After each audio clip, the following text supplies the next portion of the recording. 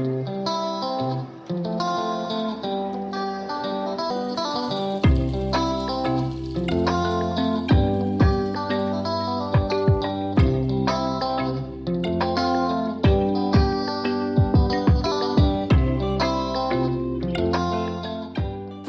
आदाब, सत श्री अकाल। हमदर्द टीवी देखने वाले सारे दर्शकों का स्वागत है साड़ी अज की खास पेशकश विच। मैं हाँ तरनजीत कौर घुम्मन।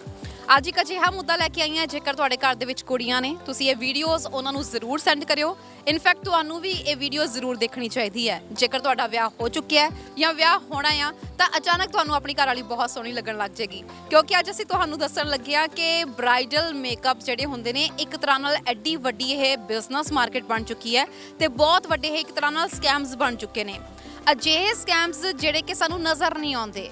ਤੁਹਾਨੂੰ ਦੱਸ ਦੇਵਾਂ, ਤੁਹਾਨੂੰ ਹੈਰਾਨੀ ਹੋਊਗੀ ਜੇ ਮੈਂ ਇਸ ਵਕਤ ਸਿਰਫ ਇੰਡੀਆ ਦੇ ਆંકੜੇ ਦੀ ਗੱਲ ਕਰਾਂ ਤਾਂ ਇੰਡੀਆ ਦੇ ਵਿੱਚ ਇੱਕ ਐਵਰੇਜ ਬ੍ਰਾਈਡਲ ਮੇਕਅਪ ਦੇ ਯਾਨੀ ਕਿ ਵਿਆਹ ਵਾਲੇ ਦਿਨ ਜਦੋਂ ਬ੍ਰਾਈਡਲ ਮੇਕਅਪ ਹੁੰਦਾ ਹੈ ਤਾਂ ਉਸ ਵੇਲੇ ਕਿੰਨੇ ਪੈਸੇ ਲਏ ਜਾਂਦੇ ਆ। ਜੇ ਤੁਸੀਂ ਇੱਕ ਐਵਰੇਜ ਸਟੂਡੀਓ ਤੋਂ ਆਪਦਾ ਬ੍ਰਾਈਡਲ ਮੇਕਅਪ ਕਰਵਾਉਂਦੇ ਹੋ ਤਾਂ ਇੰਡੀਆ ਦੇ ਵਿੱਚ ਇੱਕ ਬ੍ਰਾਈਡਲ ਮੇਕਅਪ ਦੇ ਲਈ ਘੱਟੋ ਘੱਟ 50,000 ਰੁਪਏ ਤੋਂ ਸਟਾਰਟਿੰਗ ਹੁੰਦੀ ਹੈ। ਮੈਂ ਇੱਕ ਐਵਰੇਜ ਦੀ ਗੱਲ ਕਰਦੀ ਹਾਂ, ਬਿਲੋ ਇਸ ਤੋਂ ਘੱਟ ਹੋ ਸਕਦੇ ਆ। ਇਨਫੈਕਟ ਇਸ ਤੋਂ ਉੱਪਰ ਦੀ ਗੱਲ ਕਰਾਂ, HD ਮੇਕਅਪ ਲੈਣਾ ਤੁਸੀਂ ਜਾਂ 에ਅਰ ਬ੍ਰਸ਼ ਮੇਕਅਪ ਲੈਣਾ ਆ ਤਾਂ ਇਹਦੇ ਚਾਰजेस ਇਸ ਤੋਂ ਉੱਪਰ ਹੋ ਸਕਦੇ ਆ। ਲੱਖ, ਸਵਾ ਲੱਖ, 1.5 ਲੱਖ, 2 ਲੱਖ ਤੱਕ ਵੀ ਇਹ ਜਿਹੜੇ ਆ ਸਿਰਫ ਮੇਕਅਪ ਦੇ ਪੈਸੇ ਹੁੰਦੇ ਨੇ। ਤੁਹਾਨੂੰ ਦੱਸ ਦੇਵਾਂ ਕਿ ਸਿਰਫ 6 ਤੋਂ 7 ਘੰਟਿਆਂ ਲਈ ਜਿੰਨੀ ਦੇਰ ਤੱਕ ਇੱਕ ਫੰਕਸ਼ਨ ਚੱਲਦਾ ਵਿਆਹ ਦਾ ਤਾਂ ਉਨੀ ਦੇਰ ਤੱਕ ਜਿਹੜਾ ਮੇਕਅਪ ਕੀਤਾ ਹੁੰਦਾ ਆ ਉਹਦੀ ਕੀਮਤ ਜਿਹੜੀ ਆ ਲੱਖਾਂ ਰੁਪਏ ਹੁੰਦੀ ਹੈ। ਸੋ ਇਹ ਸੁਣ ਕੇ ਬਾਕੀ ਤੁਹਾਨੂੰ ਹੁਣ ਆਪਣੀਆਂ ਘਰ ਵਾਲੀਆਂ ਬਿਨਾਂ ਮੇਕਅਪ ਤੋਂ ਜ਼ਿਆਦਾ ਸੋਹਣੀਆਂ ਲੱਗ ਰਹੀਆਂ ਹੋਣੀਆਂ ਜਾਂ ਆਪਣੀ ਤੁਸੀਂ ਵਾਈਫ ਨੂੰ ਕਹਿ ਸਕਦੇ ਹੋ ਕਿ ਛੱਡ ਪਰੇ ਮੇਕਅਪ ਕੀ ਕਰਨਾ ਆ, ਆਪਾਂ ਇੱਦਾਂ ਹੀ ਵਿਆਹ ਕਰਾਉਂਦੇ ਆ। ਸੋ ਗੱਲ ਜਦੋਂ ਹੁੰਦੀ ਆ ਖਰਚੇ ਦੀ ਤਾਂ ਤੁਹਾਨੂੰ ਦੱਸ ਦੇਵਾਂ ਕਿ ਇੱਕ ਜਿਹੜੀ ਬ੍ਰਾਈਡ ਆ ਯਾਨੀ ਕਿ ਇੱਕ ਦੁਲਹਨ ਵਾ ਵਿਆਹ ਵਾਲੇ ਦਿਨ ਘੱਟੋ ਘੱਟ 1.5 ਲੱਖ ਰੁਪਏ ਵਿੱਚ ਤਿਆਰ ਹੁੰਦੀ ਆ। ਮੈਂ ਰੁਪਏ ਦੀ ਇੱਥੇ ਗੱਲ ਕਰ ਰਹੀ ਹਾਂ ਭਾਰਤੀ ਕਰੰਸੀ ਦੇ ਮੁਤਾਬਿਕ। ਜੇ ਮੈਂ ਐਵਰੇਜ ਵੀ ਮੰਨ ਕੇ ਚੱਲਾਂ ਤਾਂ 70,000 ਦੇ ਕਰੀਬ ਉਹਦਾ ਲਹਿੰਗਾ ਹੁੰਦਾ ਆ ਤੇ ਐਵਰੇਜ ਦੀ ਮੈਂ ਹਜੇ ਗੱਲ ਕਰ ਰਹੀ ਹਾਂ, ਇਸ ਤੋਂ ਉੱਪਰ ਵੀ ਤੇ ਇਸ ਤੋਂ ਥੱਲੇ ਵੀ ਹੋ ਸਕਦੇ ਆ, ਪਰ ਮੈਜੋਰਟੀ ਆਫ ਦਾ ਜੇ ਕੇਸਿਸ ਦੀ ਗੱਲ ਕੀਤੀ ਜਾਵੇ 70,000 ਦਾ ਲਹਿੰਗਾ ਮੰਨ ਕੇ ਚੱਲੋ ਤੇ ਨਾਲ 70,000 ਦਾ ਮੇਕਅਪ ਮੰਨ ਕੇ ਚੱਲੋ। ਸੋ ਯਾਨੀ ਕਿ ਇੱਕ ਜਿਹੜੀ ਲਾੜੀ ਆ ਘੱਟੋ ਘੱਟ 1.5 ਲੱਖ ਰੁਪਏ ਦੇ ਵਿੱਚ ਉਸ ਦਿਨ 'ਚ ਪੈਂਦੀ ਆ, ਸਿਰਫ ਉਹਦਾ ਮੇਕਅਪ ਤੇ ਉਸ ਦੀ ਜਿਹੜੀ ਆ ਡਰੈਸ ਦੀ ਮੈਂ ਗੱਲ ਕਰ ਰਹੀ ਹਾਂ। ਇਸ ਤੋਂ ਇਲਾਵਾ ਜੁਐਲਰੀ ਜਿਹੜੀ ਆ ਉਹ ਵੱਖਰੀ ਹੈ, ਸ਼ੂਜ਼ ਵਗੈਰਾ, ਐਕਸੈਸਰੀਜ਼ ਵਗੈਰਾ ਉਹ ਵੱਖਰੀਆਂ ਨੇ। ਸੋ ਮਤਲਬ 1.5 ਤੋਂ 2 ਲੱਖ ਦੇ ਵਿੱਚ ਇੱਕ ਲਾੜੀ ਤਿਆਰ ਹੁੰਦੀ ਆ ਸਿਰਫ ਵਿਆਹ ਵਾਲੇ ਦਿਨ। ਅੱਜ ਅਸੀਂ ਤੁਹਾਨੂੰ ਜਿਹੜਾ ਸਾਊਥ ਏਸ਼ੀਅਨ ਬ੍ਰਾਈਡਸ ਨੇ ਉਹਨਾਂ ਦੇ ਮੇਕਅਪ ਦੇ ਵਿੱਚ ਜਿਹੜਾ ਇਸ ਵਕਤ ਐਡਾ ਵੱਡਾ ਬਿਜ਼ਨਸ ਚੱਲਦਾ ਪਿਆ, ਪੂਰੀ ਮਾਰਕੀਟ ਬਣ ਚੁੱਕੀ ਆ, ਉਹਦੀ ਗੱਲ ਕਰਨ ਲੱਗੇ ਆ। ਸੋ ਜਿਵੇਂ ਹਰ ਕੋਈ ਕਹਿੰਦਾ ਹੈ ਕਿ ਵਿਆਹ ਵਾਲੇ ਦਿਨ ਹਰ ਇੱਕ ਦਾ ਸੁਪਨਾ ਹੁੰਦਾ ਹੈ ਖੂਬਸੂਰਤ ਲੱਗਣ ਦਾ, ਖੂਬਸੂਰਤ ਦਿਸਣ ਦਾ, ਕਿਉਂਕਿ ਜ਼ਿੰਦਗੀ 'ਚ ਵਿਆਹ ਇੱਕ ਵਾਰ ਹੁੰਦਾ।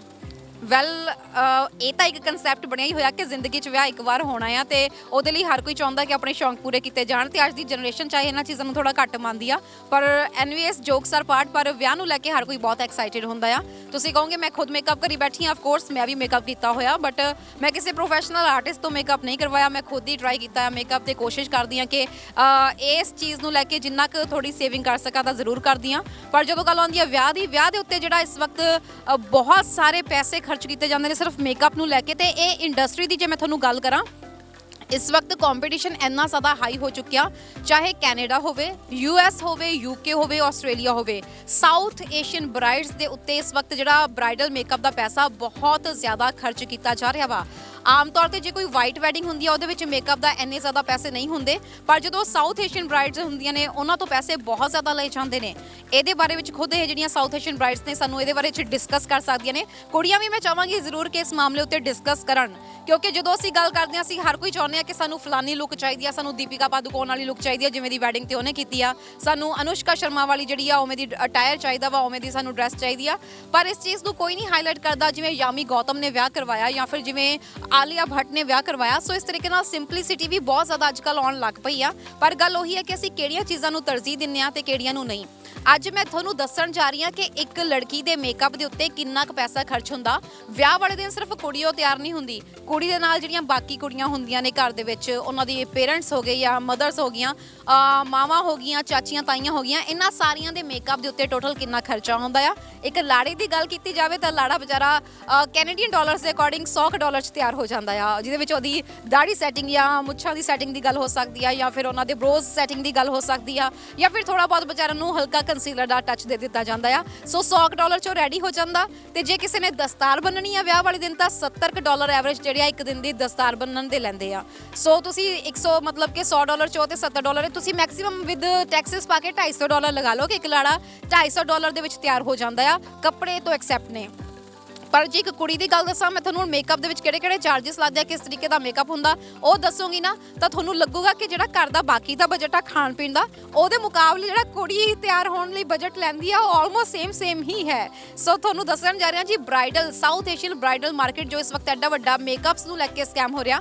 ਜੇ ਕੋਈ ਇਸ ਵਕਤ ਸਾਨੂੰ ਜਿਹੜੀ ਮੇਕਅਪ ਆਰਟਿਸਟ ਵੇਖ ਰਹੇ ਨੇ ਉਹ ਵੀ ਸਾਨੂੰ ਕਮੈਂਟ ਕਰ ਸਕਦੇ ਨੇ। ਸਾਡੇ ਨਾਲ ਤੁਸੀਂ ਗੱਲਬਾਤ ਕਰਨਾ ਚਾਹੁੰਦੇ ਹੋ, ਅਸੀਂ ਤੁਹਾਡਾ ਵੀ ਪੱਖ ਇਸ ਪ੍ਰੋਗਰਾਮ 'ਚ ਜ਼ਰੂਰ ਰੱਖਾਂਗੇ। ਸੋ ਪ੍ਰੋਗਰਾਮ ਨੂੰ ਪੂਰਾ ਡਿਟੇਲ 'ਚ ਦੇਖਿਓ ਜ਼ਰੂਰ ਤੇ ਆਪਣੇ ਫੀਮੇਲ ਫਰੈਂਡਸ ਨੂੰ ਜ਼ਰੂਰ ਸ਼ੇਅਰ ਕਰਿਓ।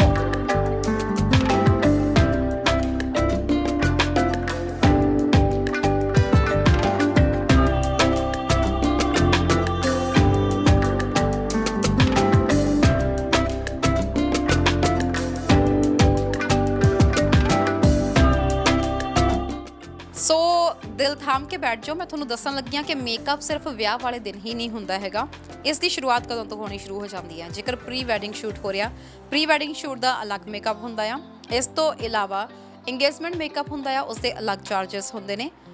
ਇਸ ਤੋਂ ਬਾਅਦ ਨੈਕਸਟ ਆਉਂਦਾ ਹੈ ਕਿ ਪ੍ਰੀ ਬ੍ਰਾਈਡਲ ਜਿਹੜਾ ਮੇਕਅਪ ਆ ਉਹਨੂੰ ਲੈ ਕੇ ਵੀ ਥੋੜ੍ਹੀਆਂ ਜਿਹੀਆਂ ਤਿਆਰੀਆਂ ਹੁੰਦੀਆਂ ਨੇ। ਜੇਕਰ ਕਿਸੇ ਨਾਲ ਤੁਸੀਂ ਇੱਥੇ ਕੁਝ ਸਾਲੋਨ ਇਹੋ ਜਿਹੇ ਵੀ ਹੈਗੇ ਨੇ, ਖਾਸ ਤੌਰ ਤੇ ਮੈਂ ਜੇ ਟੋਰਾਂਟੋ ਦੀ ਗੱਲ ਕਰਾਂ, ਇੱਥੇ ਕੁਝ ਅਜਿਹੇ ਸਾਲੋਨ ਵੀ ਹੈਗੇ ਨੇ ਜੇਕਰ ਤੁਸੀਂ ਜਾ ਕੇ ਪਰਸਨਲੀ ਕਿਸੇ ਨਾਲ ਮਿਲਣਾ ਚਾਹੁੰਦੇ ਹੋ, ਆਪਣੀ ਕੋਈ ਚੋਇਸਿਸ ਦੱਸਣਾ ਚਾਹੁੰਦੇ ਹੋ, ਪੂਰਾ ਟਰਾਇਲ ਲੈਣਾ ਚਾਹੁੰਦੇ ਹੋ ਬ੍ਰਾਈਡਲ ਮੇਕਅਪ ਦਾ, ਤਾਂ ਉਹਦੇ ਅਲੱਗ ਚਾਰजेस ਹੁੰਦੇ ਨੇ। ਜੇ ਪ੍ਰੋਪਰ ਟਰਾਇਲ ਲੈਣਾ ਆ, ਤੁਸੀਂ ਇਹ ਦੇਖਣਾ ਚਾਹੁੰਦੇ ਹੋ ਕਿ ਕਿਹੜੀ ਲੁੱਕ ਤੁਹਾਡੇ ਉੱਤੇ ਬੈਟਰ ਲੱਗੂਗੀ, ਤਾਂ ਉਹਦੇ ਤੁਹਾਨੂੰ $250 ਦੇ ਅਰਾਊਂਡ ਦੇਣੇ ਪੈਂਦੇ ਆ। ਤੇ ਜੇ ਨਾਲ ਵਾਲਾਂ ਦਾ ਵੀ ਟਰਾਇਲ ਦੇਖਣਾ ਆ ਵੀ ਕਿਹੜਾ ਹੇਅਰ ਸਟਾਈਲ ਤੁਹਾਡੇ ਜਿਹੜੀ ਆ ਸੂਟ ਕਰੂਗਾ, ਤਾਂ $250 ਉਹਦੇ ਐਕਸਟਰਾ, ਯਾਨੀ ਕਿ ਕੁੱਲ $500 ਪਲੱਸ ਟੈਕਸਿਸ ਨੇ। ਇਹ ਸਿਰਫ ਟਰਾਇਲ ਦੇ ਨੇ ਕਿ ਜੇਕਰ ਤੁਸੀਂ ਜਾ ਕੇ ਆਪਦੀ ਲੁੱਕ ਦੇਖਣਾ ਚਾਹੁੰਦੇ ਹੋ। ਇਸ ਤੋਂ ਇਲਾਵਾ ਜੇਕਰ ਤੁਸੀਂ ਜਾ ਕੇ ਗੱਲਬਾਤ ਕਰਨੀ ਆ ਕਿ ਵੀ ਤੁਸੀਂ ਕਿਹੜੀ ਲੁੱਕ ਦੇਖਣਾ ਚਾਹੁੰਦੇ ਹੋ, ਤੁਹਾਨੂੰ ਕਿਹੜੀ ਵਧੀਆ ਲੱਗੇਗੀ, ਕਿਹੜੀ ਸੂਟ ਕਰੇਗੀ, ਤਾਂ ਇੱਕ ਸਾਲੋਨ ਜਿਹੜੀ ਦੇ ਬਾਰੇ ਵਿੱਚ ਮੈਂ ਇਸ ਵਕਤ ਇਨਫੋਰਮੇਸ਼ਨ ਕੱਢੀ ਹੈ ਜਿਹਦੇ ਮੈਂ ਤੁਹਾਨੂੰ ਦੱਸ ਰਹੀ ਹਾਂ। ਮੈਂ ਹਾਲਾਂਕਿ ਨਾਮ ਉਹਨਾਂ ਦਾ ਨਹੀਂ ਲਵਾਂਗੀ ਕਿਉਂਕਿ ਪ੍ਰਾਈਵੇਸੀ ਦੇ ਚਲਦਿਆਂ ਅਸੀਂ ਨਾਮ ਨਹੀਂ ਲੈ ਸਕਦੇ ਹੈਗੇ। ਸੋ ਉਹਨਾਂ ਦਾ $55 ਪਲੱਸ ਟੈਕਸਿਸ ਹੈਗੇ ਆ ਕਿ ਜੇਕਰ ਤੁਸੀਂ ਪਰਸਨਲੀ ਮਿਲ ਕੇ ਕੋਈ ਨਾ ਗੱਲਬਾਤ ਕਰਨਾ ਚਾਹੁੰਦੇ ਹੋ, ਕੁਝ ਆਪਣੀ ਖਾਸ ਤੌਰ ਤੇ ਤੁਹਾਡੀ ਤਰਜੀਹ ਕੀ ਆ ਉਹਦੇ ਬਾਰੇ ਗੱਲਬਾਤ ਕਰਨਾ ਚਾਹੁੰਦੇ ਹੋ। ਇਹ $55 ਤਾਂ ਉਹਦੇ ਹੋ ਗਏ, ਬਾਕੀ $250 ਪਲੱਸ $250 $500 ਪਲੱਸ ਟੈਕਸਿਸ ਜਿਹੜੇ ਆ ਸਿਰਫ bridal makeup and hairdo ਇਹਨਾਂ ਦੇ ਜਿਹੜੇ ਟਰਾਇਲਸ ਨੇ ਉਹਦਾ ਆ। ਫਿਰ ਉਸ ਤੋਂ ਬਾਅਦ ਸ਼ੁਰੂ ਹੁੰਦਾ ਆ ਬ੍ਰਾਈਡਲ ਡੇ, ਯਾਨੀ ਕਿ ਵਿਆਹ ਵਾਲੇ ਦਿਨ ਦਾ ਖਰਚਾ। ਜੇਕਰ ਤਾਂ ਤੁਸੀਂ ਇਕੱਲਾ ਮੇਕਅਪ ਕਰਵਾਉਣਾ ਆ ਤਾਂ ਉਹਦੇ ਜਿਹੜੇ ਚਾਰजेस ਹੈਗੇ ਆ ਉਹ ਅਰਾਊਂਡ ਹੈਗੇ ਆ $350 ਤੋਂ $400 ਦੇ। ਪਲੱਸ ਜੇਕਰ ਤੁਸੀਂ ਨਾਲ ਹੇਅਰ ਸਟਾਈਲ ਵੀ ਬਣਵਾਉਣਾ ਆ ਤਾਂ ਉਹਦੇ ਤੁਹਾਨੂੰ ਘੱਟੋ ਘੱਟ $250 ਉਹਦੇ ਦੇਣੇ ਪੈਣਗੇ।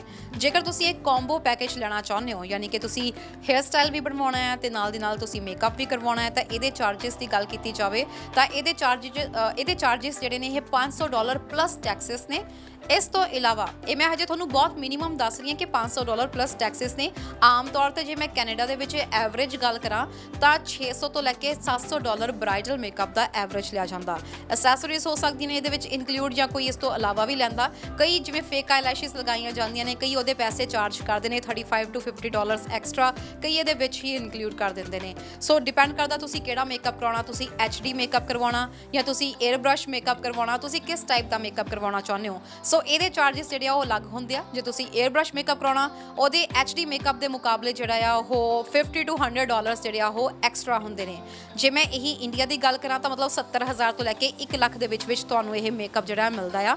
ਉਸ ਤੋਂ ਬਾਅਦ ਜੇਕਰ ਤੁਸੀਂ ਕੋਈ ਸੋਸ਼ਲ ਮੀਡੀਆ ਤੇ ਅਜਿਹੀ ਜਿਹੜਾ ਮੇਕਅਪ ਆਰਟਿਸਟ ਵੇਖ ਲਿਆ ਜਾਂ ਵੇਖ ਲਈ ਜਿਨ੍ਹਾਂ ਦੇ ਬਹੁਤ ਜ਼ਿਆਦਾ ਫਾਲੋਅਰਸ ਨੇ, ਤਾਂ ਤੁਹਾਨੂੰ ਘੱਟੋ ਘੱਟ ਸਾਲ ਤੋਂ 1.5 ਸਾਲ ਪਹਿਲਾਂ ਆਪਣੀ ਅਪਾਇੰਟਮੈਂਟ ਬੁੱਕ ਕਰਵਾਉਣੀ ਪੈਣੀ ਆ। ਜੇਕਰ ਉਹ ਵਿਦੇਸ਼ੀ ਨੇ, ਉਹਨਾਂ ਨੇ ਭਾਰਤ ਵਿੱਚ ਆਉਣਾ ਹੈ, ਕਈ ਅਜਿਹੇ ਵੀ ਨੇ ਜਿਹੜੇ ਕਿ ਖਾਸ ਤੌਰ ਤੇ ਵੈਡਿੰਗ ਸੀਜ਼ਨ ਵਿੱਚ ਇੰਡੀਆ ਵਿੱਚ ਟਰੈਵਲ ਕਰਦੇ ਨੇ। ਸੋ ਉਹਨਾਂ ਦੇ ਲਈ ਤੁਹਾਨੂੰ 2 ਸਾਲ ਜਾਂ 1.5 ਸਾਲ ਪਹਿਲਾਂ ਆਪਣੀ ਅਪਾਇੰਟਮੈਂਟ ਬੁੱਕ ਕਰਵਾਉਣੀ ਪੈਂਦੀ ਹੈ ਕਿ ਤੁਹਾਡਾ ਆਉਣ ਵਾਲੇ ਸਾਲ ਦੇ ਵਿੱਚ ਇਸ ਤਾਰੀਖ ਦੇ ਕਰੀਬ ਜਿਹੜਾ ਆ ਵਿਆਹ ਹੋ ਸਕਦਾ ਆ ਤੇ ਤੁਹਾਨੂੰ ਉਹਦੇ ਲਈ ਬੁਕਿੰਗ ਚਾਹੀਦੀ ਆ। ਸੋ 2-2 ਸਾਲ ਦੀ ਐਡਵਾਂਸ ਬੁਕਿੰਗ ਵੀ ਚੱਲਦੀ ਹੈ ਜੇ ਤੁਸੀਂ ਆਪਣੇ ਫੇਵਰੇਟ ਮੇਕਅਪ ਆਰਟਿਸਟ ਤੋਂ ਆਪਣਾ ਮੇਕਅਪ ਕਰਵਾਉਣਾ ਚਾਹੁੰਦੇ ਹੋ। ਸੋ ਇਸ ਤੋਂ ਇਲਾਵਾ ਅਸੀਂ ਗੱਲ ਕਰੀਏ ਕਿ ਜੇਕਰ ਨਾਲ ਘਰਦਿਆਂ ਨੇ ਵੀ ਤਿਆਰ ਹੋਣਾ ਆ, ਲੜਕੀਆਂ ਹੁੰਦੀਆਂ ਨੇ, ਅਫਕੋਰਸ ਪਾਰਟੀ ਤੇ ਹਰ ਕੋਈ ਜਾਣਾ ਚਾਹੁੰਦਾ ਆ। ਟੋਰਾਂਟੋ ਦੇ ਇਸ ਸਾਲੋਨ ਦੀ ਜਿਵੇਂ ਮੈਂ ਗੱਲ ਕਰਦੀ ਪਈ ਸੀ, ਬ੍ਰਾਈਡਲ ਮੇਕਅਪ ਜਿਹੜਾ ਸਟੂਡੀਓ ਆ, ਇਹਨਾਂ ਦੀ ਗੱਲ ਕੀਤੀ ਜਾਵੇ ਤਾਂ ਇਹ ਪਰ ਜੇਕਰ ਬ੍ਰਾਈਡ ਦੀ ਗੱਲ ਕਰਾਂ, ਬ੍ਰਾਈਡ ਦੇ ਨਾਲ ਉਹਨਾਂ ਦੀ ਮਦਰ ਹੋ ਗਈ, ਚਾਚੀਆਂ ਤਾਈਆਂ ਹੋ ਗਈਆਂ, ਸਹੇਲੀਆਂ ਹੋ ਗਈਆਂ ਤਾਂ $285 ਪਾਰਟੀ ਮੇਕਅਪ ਦੇ ਲਈ ਜਾਂਦੇ ਨੇ। ਤੇ ਜੇਕਰ ਤੁਸੀਂ ਮੇਕਅਪ ਕਰਵਾਉਣਾ ਚਾਹੁੰਦੇ ਹੋ, ਮੇਕਅਪ ਦੇ ਵਿੱਚ ਹਲਕਾ ਬਹੁਤ ਥੋੜਾ ਬਹੁਤ ਹੇਅਰ ਸਟਾਈਲਿੰਗ ਆ ਸਕਦੀ ਆ। ਜੇ ਤੁਸੀਂ ਪ੍ਰੋਪਰ ਹੇਅਰ ਸਟਾਈਲ ਬਣਵਾਉਣਾ ਤਾਂ ਉਹਦੇ ਵੀ 100 ਤੋਂ ਲੈ ਕੇ $200 ਤੱਕ ਉਹਦੇ ਐਕਸਟਰਾ ਹੋਣਗੇ। ਸੋ ਇਹਦੇ ਵਿੱਚ ਤੁਸੀਂ ਹੁਣ ਦੇਖ ਸਕਦੇ ਹੋ ਕਿ ਜਿੰਨੇ ਦੇ ਵਿੱਚ ਘਰ ਦੇ ਵਿੱਚ ਲੇਡੀਜ਼ ਤਿਆਰ ਹੁੰਦੀਆਂ ਨੇ, ਬ੍ਰਾਈਡਲ ਮੇਕਅਪ ਹੁੰਦਾ, ਉਹਦੇ ਮੁਕਾਬਲੇ ਤੁਹਾਡਾ ਮੇਰੇ ਖਿਆਲ ਦੇ ਵਿੱਚ ਰੋਟੀ ਦਾ ਬਜਟ ਹੋ ਸਕਦਾ ਆ। ਸੋ ਇਹ ਤਾਂ ਇੱਕ ਚਲੋ ਜੋਕਸਰ ਪਾਰਟ, ਹਰ ਕੋਈ ਚਾਹੁੰਦਾ ਕਿ ਖੂਬਸੂਰਤ ਦਿਖੀਏ ਉਸ ਦਿਨ, ਤੇ ਪਰ ਅੱਜ ਦੀ ਡਿਬੇਟ ਦਾ ਮੁੱਖ ਮੁੱਦਾ ਹੀ ਇਹ ਹੈ ਕਿ ਖੂਬਸੂਰਤ ਦਿਖਣ ਦੇ ਲਈ ਕੀ ਇੰਨੇ ਪੈਸੇ ਦੇਣੇ ਬਹੁਤ ਜ਼ਰੂਰੀ ਨੇ। ਆਮ ਤੌਰ ਤੇ ਜਦੋਂ ਗੱਲ ਹੁੰਦੀ ਹੈ ਕਿ ਵਿਆਹ ਦੇ ਵਿੱਚ ਅਸੀਂ ਖਰਚਿਆਂ ਦੀ ਗੱਲ ਕਰਦੇ ਹਾਂ ਕਿ ਦਾਜ ਦਹੇਜ ਬੰਦ ਕੀਤਾ ਜਾਵੇ, ਸੋ ਫਾਲਤੂ ਦੇ ਖਰਚੇ ਬੰਦ ਕੀਤੇ ਜਾਣ, ਫਾਲਤੂ ਦੇ ਲੋਕਾਂ ਨੂੰ ਇਨਵਾਈਟ ਕਰਨਾ ਬੰਦ ਕੀਤਾ ਜਾਵੇ, ਕਿ ਜਿਹੜੇ ਅਸੀਂ ਇਹ ਖਰਚੇ ਕਰਦੇ ਹਾਂ ਇਹਨਾਂ ਨੂੰ ਨਹੀਂ ਘਟਾਉਣਾ ਚਾਹੀਦਾ ਹੈਗਾ। ਜਦੋਂ ਗੱਲ ਆਉਂਦੀ ਹੈ ਲਾੜੀ ਦੀ, ਤਾਂ ਉਸ ਵੇਲੇ ਤਿਆਰ ਹੋਣ ਦੇ ਲਈ ਜਿਹੜੇ 1 ਲੱਖ ਰੁਪਈਆ ਜਿਹੜਾ ਇੱਕ ਦਿਨ ਦੇ ਵਿੱਚ ਬਹਾ ਦਿੱਤਾ ਜਾਂਦਾ ਆ, ਉਹ ਵੀ ਸਿਰਫ ਕੁਝ ਘੰਟਿਆਂ ਲਈ, ਚੰਦ ਘੰਟਿਆਂ ਦੀ ਮੈਂ ਇੱਥੇ ਗੱਲ ਕਰ ਰਹੀ ਹਾਂ। ਸਵੇਰੇ ਤੁਸੀਂ ਦੇਖ ਸਕਦੇ ਹੋ 10 ਵਜੇ ਤੁਸੀਂ ਰੈਡੀ ਹੁੰਦੇ ਹੋ, ਸ਼ਾਮ ਨੂੰ 6-6:30 ਵਜੇ ਤੱਕ ਜਦੋਂ ਤੱਕ ਸਾਰੀਆਂ ਰਸਮਾਂ ਹੋ ਹਟਦੀਆਂ ਨੇ, ਉਸ ਤੋਂ ਬਾਅਦ ਤੁਸੀਂ ਆਪਣਾ ਮੇਕਅਪ ਵਾਸ਼ ਕਰ ਦਿੰਦੇ ਹੋ, ਤਾਂ ਤੁਸੀਂ ਸਿਰਫ ਮਤਲਬ ਕਿ ਕੁਝ ਘੰਟਿਆਂ ਲਈ 1 ਲੱਖ ਰੁਪਈਆ ਦੇ ਰਹੇ ਹੋ। ਸੋ ਜ਼ਰਾ ਇਹ ਸੋਚ ਕੇ ਦੱਸੋ ਕਿ ਇਹ ਚੀਜ਼ ਕਿੰਨੀ ਕੁ ਵੈਲਿਊ ਫॉर ਮਨੀ ਤੁਹਾਨੂੰ ਲੱਗਦੀ ਹੈ ਜਾਂ ਨਹੀਂ ਲੱਗਦੀ। ਇਹ ਨਹੀਂ ਅਸੀਂ ਕਵਾਂਗੇ ਕਿ ਕਿਸੇ ਦੇ ਕੋਲ ਪੈਸੇ ਹੈ ਤਾਂ ਉਹ ਆਪਣੇ ਸ਼ੌਂਕ ਪੂਰੇ ਕਰ ਸਕਦਾ, ਪਰ ਇਹਨਾਂ ਸ਼ੌਂਕਾਂ ਨੂੰ ਮਤਲਬ ਕਿੰਨਾ ਕੁ ਕੰਟਰੋਲ ਕੀਤਾ ਜਾ ਸਕਦਾ ਵੀ ਜਿਨ੍ਹਾਂ ਦੇ ਉੱਤੇ ਤੁਸੀਂ ਪੈਸੇ ਵੇਸਟ ਕਰਨਾ ਚਾਹੁੰਦੇ ਹੋ, ਕਿ ਇਹਨਾਂ ਦੇ ਉੱਤੇ ਇਹ ਚੀਜ਼ ਤੋਂ ਤੁਸੀਂ ਵੇਸਟੇਜ ਆਫ ਮਨੀ ਕਹੋਗੇ ਜਾਂ ਨਹੀਂ ਕਹੋਗੇ। ਕਮੈਂਟ ਕਰਕੇ ਮੈਨੂੰ ਦੱਸ ਸਕਦੇ ਹੋ। ਮੈਂ ਕੋਸ਼ਿਸ਼ ਕੀਤੀ ਹੈ ਕਿ ਅੱਜ ਇੱਕ ਅਜਿਹਾ ਟੌਪਿਕ ਲੈ ਕੇ ਆਂਦਾ ਜਾਵੇ ਜਿਹਦੇ ਬਾਰੇ ਵਿੱਚ ਚਰਚਾ ਹੋ ਨਹੀਂ ਰਹੀ, ਪਰ ਇਹਦੇ ਬਾਰੇ ਵਿੱਚ ਵੀ ਜਦੋਂ ਅਸੀਂ ਮੈਰਿਜ ਦੇ ਫਾਲਤੂ ਖਰਚਿਆਂ ਦੀ ਗੱਲ ਕਰਦੇ ਹਾਂ, ਇਹਦੇ ਬਾਰੇ ਵੀ ਗੱਲ ਕਰਨੀ ਬਹੁਤ ਜ਼ਰੂਰੀ ਹੈ। ਇਸ ਪਾਸੇ ਕਿਸੇ ਦਾ ਧਿਆਨ ਨਹੀਂ ਜਾਂਦਾ। ਫਿਰ ਦੂਜੇ ਪਾਸੇ ਗੱਲ ਆਉਂਦੀ ਹੈ ਕਿ ਮੇਕਅਪ ਆਰਟਿਸਟ ਦੀ। ਹਰ ਕੋਈ ਕਹਿੰਦਾ ਹੈ ਕਿ ਅਫਕੋਰਸ ਇਹ ਬਿਜ਼ਨਸ ਹੈ ਉਹਨਾਂ ਦਾ, ਕੋਈ ਵੀ ਕਿਸੇ ਨੂੰ ਧੱਕੇ ਨਾਲ ਨਹੀਂ ਬੁਲਾਉਂਦਾ। ਸੋਸ਼ਲ ਮੀਡੀਆ ਉੱਤੇ ਤੁਸੀਂ ਰਿਵਿਊਜ਼ ਪੜ੍ਹਦੇ ਹੋ, ਦੇਖਦੇ ਹੋ, ਤਾਂ ਉਸ ਤੋਂ ਬਾਅਦ ਤੁਸੀਂ ਆਪਣਾ ਸੈਲੂਨ ਆਪਦੇ ਬਜਟ ਦੇ ਅਕੋਰਡਿੰਗ ਤੁਸੀਂ ਜਿਹੜਾ ਆ ਉਹਨੂੰ ਚੂਜ਼ ਕਰਦੇ ਹੋ। ਪਰ ਇਸ ਦੇ ਵਿੱਚ ਜੇਕਰ ਗੱਲ ਕੀਤੀ ਜਾਵੇ ਮੇਕਅਪ ਆਰਟਿਸਟ ਦੀ, ਤਾਂ ਉਹਨਾਂ ਦਾ ਕਹਿਣਾ ਹੈ ਕਿ ਉਹਨਾਂ ਦੀ ਵੀ ਓਨੀ ਹੀ ਮਿਹਨਤ ਲੱਗਦੀ ਹੈ। ਕਈ ਤਾਂ ਮੇਕਅਪ ਆਰਟਿਸਟ ਅਜਿਹੇ ਨੇ ਜਿਹੜੇ ਕਹਿੰਦੇ ਨੇ ਕਿ ਅਸੀਂ ਸਵੇਰੇ 3 ਵਜੇ ਉੱਠਦੇ ਹਾਂ ਤੇ ਰਾਤ ਨੂੰ 8 ਵਜੇ ਤੱਕ ਅਸੀਂ ਕਿਤੇ ਸ਼ਾਮ ਨੂੰ ਜਾ ਕੇ ਘਰ ਪਹੁੰਚਦੇ ਹਾਂ। ਸੋ 3 ਵਜੇ ਉੱਠ ਕੇ ਉਹਨਾਂ ਨੇ ਸਾਰੀਆਂ ਤਿਆਰੀਆਂ ਕਰਨੀਆਂ ਹੁੰਦੀਆਂ ਨੇ, ਉਹਨਾਂ ਨੇ ਆਪਣੀ ਬ੍ਰਾਈਡ ਨੂੰ ਰੈਡੀ ਕਰਨਾ ਆ। 4-4 ਘੰਟੇ, 3 ਤੋਂ ਲੈ ਕੇ 4 ਘੰਟੇ ਇੱਕ ਬ੍ਰਾਈਡ ਨੂੰ ਤਿਆਰ ਕਰਨ ਲਈ ਕੀਤਾ ਜਾਂਦਾ ਆ। So according to the makeup artist, ਉਹਨਾਂ ਦਾ ਕਹਿਣਾ ਹੈ ਕਿ ਅਸੀਂ 4 ਘੰਟਿਆਂ ਦੇ ਵਿੱਚ ਪੂਰੀ ਚੀਜ਼ ਪਰਫੈਕਸ਼ਨ ਦੇ ਨਾਲ ਕਰਦੇ ਹਾਂ, ਸੋ ਤਾਂ ਕਿ ਤੁਹਾਡਾ ਜਿਹੜਾ ਖੂਬਸੂਰਤ ਦਿਨ ਹੈ ਇਸ ਨੂੰ ਹੋਰ ਖੂਬਸੂਰਤ ਬਣਾਇਆ ਜਾ ਸਕੇ ਤੇ ਜਿਵੇਂ ਦੀ ਲੁੱਕ ਤੁਸੀਂ ਚਾਹੁੰਦੇ ਹੋ ਉਸ ਤਰੀਕੇ ਦੀ ਲੁੱਕ ਤੁਹਾਨੂੰ ਦਿੱਤੀ ਜਾ ਸਕੇ। ਸੋ ਇਹਨਾਂ 4 ਘੰਟਿਆਂ ਵਿੱਚ ਉਹ ਆਪਣੀ ਪੂਰੀ ਜੀ ਜਾਨ ਲਗਾ ਦਿੰਦੇ ਨੇ। ਸੋ ਇਹ ਪੈਸੇ ਸਿਰਫ ਉਹਨਾਂ 4 ਘੰਟਿਆਂ ਦੇ ਜਾਂ ਫਿਰ ਮੇਕਅਪ ਦੇ ਨਹੀਂ ਹੈਗੇ, ਇਹਦੇ ਵਿੱਚ ਉਹ ਪੈਸੇ ਵੀ ਸ਼ਾਮਿਲ ਨੇ ਜਿਹਦੇ ਵਿੱਚ ਉਹਨਾਂ ਨੇ ਆਪਣੀ ਟੀਮ ਨੂੰ ਵੀ ਪੈਸੇ ਦੇਣੇ ਹੁੰਦੇ ਨੇ, ਉਹਨਾਂ ਨੇ ਆਉਣ ਜਾਣ ਦੇ ਖਰਚੇ, ਆਪਣੇ ਮੇਕਅਪ ਦੇ ਐਕਸਪੈਂਸਿਵ ਸਾਰਾ ਕੁਝ ਚੱਕਣਾ ਹੁੰਦਾ, ਮੈਨੇਜਮੈਂਟ ਨੂੰ ਪੈਸੇ ਦੇਣੇ ਹੁੰਦੇ ਨੇ, ਅਕਾਊਂਟੈਂਟ ਟੀਮ ਨੂੰ ਪੈਸੇ ਦੇਣੇ ਹੁੰਦੇ ਨੇ। ਇਸ ਤੋਂ ਇਲਾਵਾ ਜਿਹੜਾ ਸੋਸ਼ਲ ਮੀਡੀਆ ਤੇ ਜਾਂ ਹੋਰ ਉਹ ਐਡਵਰਟਾਈਜ਼ਮੈਂਟ ਕਰਦੇ ਨੇ ਉਹਦਾ ਖਰਚਾ ਵੀ ਕੱਢਣਾ ਹੁੰਦਾ ਆ। ਸੋ ਠੀਕ ਹੈ ਕਿ ਉਹਨਾਂ ਦੇ ਵੀ ਬਹੁਤ ਸਾਰੇ ਖਰਚੇ ਹੁੰਦੇ ਨੇ। ਇਸ ਤੋਂ ਬਾਅਦ ਉਹਨਾਂ ਨੇ ਵਾਪਸ ਘਰੇ ਆਉਣਾ, ਜਿੰਨੇ ਵੀ ਬ੍ਰਸ਼ਸ ਹੁੰਦੇ ਨੇ ਮੇਕਅਪ ਲਈ ਯੂਜ਼ ਕੀਤੇ ਜਾਂਦੇ ਨੇ ਉਹਨਾਂ ਸਾਰਿਆਂ ਨੂੰ ਸੈਨੀਟਾਈਜ਼ ਕਰਨਾ, ਆਪਣੀਆਂ ਚੀਜ਼ਾਂ ਨੂੰ ਸੰਭਾਲਣ ਦੇ ਲਈ, ਉਹਨਾਂ ਨੂੰ ਸਟੋਰ ਕਰਨ ਦੇ ਲਈ ਇੰਨੇ ਮਹਿੰਗੇ ਪ੍ਰੋਡਕਟਸ ਹੁੰਦੇ ਨੇ ਉਹਨਾਂ ਦਾ ਇੰਤਜ਼ਾਮ ਕਰਨਾ। ਸੋ ਇਹ ਚੀਜ਼ਾਂ ਦੇ ਉੱਤੇ ਵੀ ਪੈਸੇ ਲੱਗਦੇ ਨੇ, ਟੀਮ ਨੂੰ ਵੀ ਪੈਸੇ ਦੇਣੇ ਹੁੰਦੇ ਨੇ। ਪਰ ਇੱਕ ਚੀਜ਼ ਦਾ ਜਿਹੜਾ ਅਸੀਂ ਹਿਸਾਬ ਲਗਾਈਏ ਤਾਂ ਤੁਸੀਂ ਖੁਦ ਇਸ ਚੀਜ਼ ਨੂੰ ਲੈ ਕੇ ਸੋਚ ਸਕਦੇ ਹੋ ਕਿ ਜਦੋਂ ਬ੍ਰਾਈਡਲ ਮੇਕਅਪ ਦੀ ਗੱਲ ਆਉਂਦੀ ਆ ਉਦੋਂ ਸਾਊਥ ਏਸ਼ੀਅਨ ਵੈਡਿੰਗਸ ਜਿਹੜੀਆਂ ਨੇ ਬਿਗ ਫੈਟ ਜਿਹੜੀਆਂ ਵੈਡਿੰਗਸ ਮੰਨੀਆਂ ਜਾਂਦੀਆਂ ਨੇ ਕਿ ਇਹਨਾਂ ਉੱਤੇ ਜਿਹੜਾ ਪੈਸਾ ਆ ਪਾਣੀ ਦੀ ਤਰ੍ਹਾਂ ਵਹਾ ਦਿੱਤਾ ਜਾਂਦਾ। ਅਸੀਂ ਪੈਲੇਸਿਸ ਦੀ ਗੱਲ ਕਰ ਲੈਂਦੇ ਹਾਂ, ਅਸੀਂ ਖਾਣ ਪੀਣ ਦੀ ਗੱਲ ਕਰ ਲੈਂਦੇ ਹਾਂ, ਅਸੀਂ ਦਾਜ ਦਹੇਜ ਦੀ ਗੱਲ ਕਰ ਲੈਂਦੇ ਹਾਂ, ਅਸੀਂ ਡੈਕੋਰੇਸ਼ਨ ਦੀ ਗੱਲ ਕਰ ਲੈਂਦੇ ਹਾਂ, ਕੱਪੜਿਆਂ ਦੀ ਗੱਲ ਕਰ ਲੈਂਦੇ ਹਾਂ, ਲੋਕਾਂ ਨੂੰ ਗਿਫਟਸ ਦੀ ਗੱਲ ਕਰ ਲੈਂਦੇ ਹਾਂ, ਸ਼ਗਨ ਦੀ ਗੱਲ ਕਰ ਲੈਂਦੇ ਹਾਂ, ਵੈਨਿਊ ਦੀ ਗੱਲ ਹੋ ਜਾਂਦੀ ਆ। ਪਰ ਜਿਹੜਾ ਬ੍ਰਾਈਡਲ ਮੇਕਅਪ ਆ ਜਿਹਦੇ ਉੱਤੇ ਇੰਨਾ ਪੈਸਾ ਖਰਚਿਆ ਜਾਂਦਾ ਵਾ ਉਹਦੀ ਗੱਲ ਕੋਈ ਨਹੀਂ ਕਰਦਾ ਹੈਗਾ। ਅਸੈਸਰੀਜ਼ ਤੋਂ ਲੈ ਕੇ ਅਟਾਇਰ ਤੋਂ ਲੈ ਕੇ ਮੇਕਅਪ ਤੱਕ ਦੇ ਵਿੱਚ ਘੱਟੋ ਘੱਟ 1.5 ਤੋਂ 2 ਲੱਖ ਵਿੱਚ ਇੱਕ ਲਾੜੀ ਪੈਂਦੀ ਹੈ। ਸੋ ਤੁਸੀਂ ਸੋਚ ਸਕਦੇ ਹੋ ਕਿ ਵਿਆਹ ਵਾਲੇ ਦਿਨ ਜੇਕਰ ਤੁਹਾਡੀ ਲਾੜੀ ਤੁਹਾਡੇ ਨਾਲ ਬੈਠੀ ਹੈ, ਤੁਸੀਂ ਉਹਨਾਂ ਨੂੰ ਪੁੱਛ ਸਕਦੇ ਹੋ ਕਿ ਮੇਕਅਪ ਦੇ ਉੱਤੇ ਕਿੰਨਾ ਖਰਚਾ ਹੋਇਆ, ਕਿੰਨੇ ਦਾ ਇਹ ਮੇਕਅਪ ਹੋਇਆ ਜਾਂ ਕਿਹੜੀ ਮੇਕਅਪ ਆਰਟਿਸਟ ਨੂੰ ਤੁਸੀਂ ਹਾਇਰ ਕੀਤਾ। ਅੱਜ ਕੱਲ੍ਹ ਤਾਂ ਵੈਸੇ ਲੜਕੇ ਵੀ ਬਹੁਤ ਜ਼ਿਆਦਾ ਐਕਟਿਵ ਹੋ ਚੁੱਕੇ ਨੇ ਇਹਨਾਂ ਚੀਜ਼ਾਂ ਨੂੰ ਲੈ ਕੇ, ਉਹ ਵੀ ਬਹੁਤ ਸੋਸ਼ਲ ਮੀਡੀਆ ਉੱਤੇ ਕਰਦੇ ਨੇ, ਜਿਹੜਾ ਟਰੈਂਡਿੰਗ ਕਰਦੇ ਨੇ, ਤੇ ਜਿਹੜੀ ਚੀਜ਼ ਉਹਨਾਂ ਨੂੰ ਵਧੀਆ ਲੱਗਦੀ ਆ ਉਹ ਖੁਦ ਸੁਜੈਸਟ ਕਰਦੇ ਨੇ ਕਿ ਫਲਾਣਾ ਮੇਕਅਪ ਆਰਟਿਸਟ ਵਧੀਆ ਜਾਂ ਫਲਾਣੀ ਮੇਕਅਪ ਆਰਟਿਸਟ ਵਧੀਆ, ਉਹਦੇ ਕੋਲ ਜਾ ਕੇ ਜਿਹੜਾ ਮੇਕਅਪ ਕਰਵਾਇਆ ਜਾਵੇ, ਸਾਨੂੰ ਐਵੇਂ ਦੀ ਲੁੱਕ ਵਧੀਆ ਲੱਗੇਗੀ, ਤੁਸੀਂ ਉਸ ਲੁੱਕ ਦੇ ਵਿੱਚ ਜ਼ਿਆਦਾ ਸੋਹਣੇ ਲੱਗੋਗੇ। ਸੋ ਹਰ ਕੋਈ ਆਪਣੇ ਸੁਜੈਸ਼ਨਸ ਦਿੰਦਾ ਆ। ਪਰ ਜਦੋਂ ਅਸੀਂ ਫਾਲਤੂ ਖਰਚਿਆਂ ਦੀ ਗੱਲ ਕਰਦੇ ਹਾਂ ਤਾਂ ਕੀ ਤੁਹਾਨੂੰ ਲੱਗਦਾ ਕਿ ਇਹ ਵੀ ਇੱਕ ਫਾਲਤੂ ਖਰਚਾ ਹੈ ਜਿਸ ਨੂੰ ਘਟਾਇਆ ਜਾ ਸਕਦਾ ਹੈ? ਇਸ ਦੇ ਬਾਰੇ ਆਪਣੀ ਰਾਏ ਤੁਸੀਂ ਦੇ ਸਕਦੇ ਹੋ ਸਾਨੂੰ।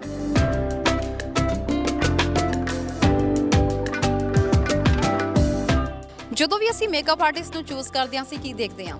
ਸੋਸ਼ਲ ਮੀਡੀਆ ਤੇ ਜਾ ਕੇ ਜਾਂ ਤਾਂ ਉਹਨਾਂ ਦੇ ਰਿਵਿਊਜ਼ ਦੇਖਦੇ ਹਾਂ। ਸਭ ਤੋਂ ਪਹਿਲੀ ਚੀਜ਼ ਜੋ ਸਾਨੂੰ ਅਟਰੈਕਟ ਕਰਦੀ ਆ, ਅਸੀਂ ਉੱਥੇ ਜਿਹੜੀਆਂ ਤਸਵੀਰਾਂ ਉਹ ਸੋਸ਼ਲ ਮੀਡੀਆ ਦੇ ਉੱਤੇ ਪਾਉਂਦੇ ਨੇ ਜਾਂ ਉਹਨਾਂ ਦਾ ਜੋ ਪੋਰਟਫੋਲੀਓ ਬਣਿਆ ਹੁੰਦਾ ਉਹ ਦੇਖ ਕੇ ਅਸੀਂ ਬਹੁਤ ਛੇਤੀ ਅਟਰੈਕਟ ਹੁੰਦੇ ਹਾਂ। ਪਰ ਸਾਨੂੰ ਇਹਨਾਂ ਚੀਜ਼ਾਂ ਦਾ ਧਿਆਨ ਰੱਖਣ ਦੀ ਵੀ ਬਹੁਤ ਜ਼ਰੂਰਤ ਹੈ ਕਿ ਜਿਹੜੀਆਂ ਵੀ ਉਹ ਤਸਵੀਰਾਂ ਪਾਈਆਂ ਹੁੰਦੀਆਂ ਨੇ ਉਹ ਸਾਰੀਆਂ ਐਡੀਟਡ ਹੁੰਦੀਆਂ ਨੇ। ਉਹਦੇ ਵਿੱਚ ਬਹੁਤ ਸਾਰਾ ਫੋਟੋਸ਼ਾਪ ਦਾ ਜਿਹੜਾ ਉਹ ਯੂਜ਼ ਕੀਤਾ ਜਾਂਦਾ, ਉਹਦਾ ਇਸਤੇਮਾਲ ਹੁੰਦਾ ਆ। ਸੋ ਸਾਰੀਆਂ ਐਡਿਟ ਕਰਕੇ ਉਹਨਾਂ ਦੇ ਉੱਤੇ ਫਿਲਟਰਸ ਲਗਾ ਕੇ ਤਾਂ ਉਹ ਤਸਵੀਰਾਂ ਜਿਹੜੀਆਂ ਨੇ ਅਪਲੋਡ ਕੀਤੀਆਂ ਜਾਂਦੀਆਂ ਨੇ। ਸੋ ਕਿਸੇ ਵੀ ਬਹਿਕਾਵੇ ਦੇ ਵਿੱਚ ਨਾ ਆਵੋ ਕਿ ਇਹ ਸਾਹਮਣਾ ਫਲਾਨਾ ਸਟੂਡੀਓ ਆ ਜਿਹੜਾ ਉਹ ਬਹੁਤ ਸੋਹਣਾ ਮੇਕਅਪ ਪ੍ਰੋਵਾਈਡ ਕਰਵਾ ਰਿਹਾ ਵਾ। ਪਹਿਲਾਂ ਜਾ ਕੇ ਉੱਥੇ ਕਿਸੇ ਰਿਵਿਊਜ਼ ਚੈੱਕ ਕਰੋ, ਉਹਨਾਂ ਦੇ ਰਿਵਿਊਜ਼ ਕਿਸ ਤਰੀਕੇ ਦੇ ਹੈਗੇ ਨੇ। ਜੇਕਰ ਕਿਸੇ ਨੇ ਆਪਣੀਆਂ ਤਸਵੀਰਾਂ ਪਾਈਆਂ ਹੋਈਆਂ ਨੇ, ਓਰੀਜਨਲ ਜਿਹੜੀਆਂ ਪਿਕਚਰਸ ਨੇ ਉਹਨਾਂ ਦੇ ਵੱਲ ਜਾਓ। ਬਾਕੀ ਹਰੇਕ ਦੇ ਫੀਚਰਸ ਆਪਣੇ ਹੁੰਦੇ ਨੇ, ਫੀਚਰਸ ਦੇ ਅਕੋਰਡਿੰਗ ਤੁਹਾਡਾ ਮੇਕਅਪ ਹੋ ਸਕਦਾ। ਮੈਂ ਤੁਹਾਨੂੰ ਕੈਨੇਡਾ ਦੀ ਗੱਲ ਕੀਤੀ ਆ, ਇੰਡੀਆ ਦੀ ਮੈਂ ਤੁਹਾਨੂੰ ਐਸਟੀਮੇਟ ਦੱਸਿਆ। ਜੇ ਮੈਂ ਹੁਣ ਯੂਕੇ ਦੀ ਗੱਲ ਕਰਾਂ ਤਾਂ ਯੂਕੇ ਵਿੱਚ ਇਸ ਵੇਲੇ ਅਰਾਊਂਡ 14.7 ਬਿਲੀਅਨ ਡਾਲਰ ਦੀ ਜਿਹੜੀ ਮੇਕਅਪ ਇੰਡਸਟਰੀ ਹੈ। ਜੀ ਹਾਂ, ਮੈਂ ਸਿਰਫ ਅਜੇ ਯੂਕੇ ਦੀ ਗੱਲ ਕਰ ਰਹੀ ਹਾਂ ਕਿ ਯੂਕੇ ਦੇ ਵਿੱਚ 14.7 ਬਿਲੀਅਨ ਡਾਲਰ ਦੀ ਜਿਹੜੀ ਮੇਕਅਪ ਇੰਡਸਟਰੀ ਆ। ਜੇ ਮੈਂ ਇੱਥੇ ਹੁਣ ਬ੍ਰਾਈਡਲ ਮੇਕਅਪ ਦੀ ਗੱਲ ਕਰਾਂ ਤਾਂ ਇੱਥੇ 600 ਤੋਂ ਲੈ ਕੇ 700 pound south Asian bridal makeup ਦੇ ਲਈ ਜਾਂਦੇ ਨੇ।